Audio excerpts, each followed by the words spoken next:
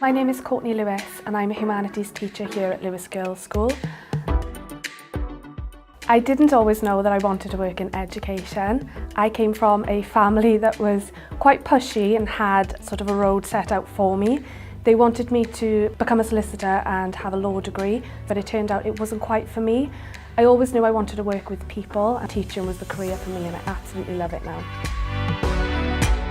Features of the professional learning passport I found particularly useful was what I like to call the countdown feature, and that is where it has each strand laid out. Progression in learning was one that I really wanted to focus on, so I was able to tailor my CPD sessions to focus on that professional standard, and then that informed my practice, and I was able to implement self-testing in GCSE classes, which overall improved revision and outcomes for the students. I intend to continue using the Professional Learning Passport as a highly sustained and effective practitioner. You may think that your practice as a teacher is beneficial, but unless you're truly reflecting on it, how can you be sure?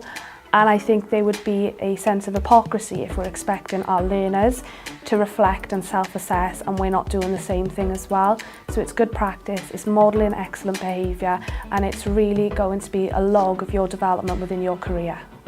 Put as much effort into it as you can and do this consistently. Following the Professional Learning Passport is going to help me reflect on my own abilities and collaborate with others to make sure I'm doing things correctly.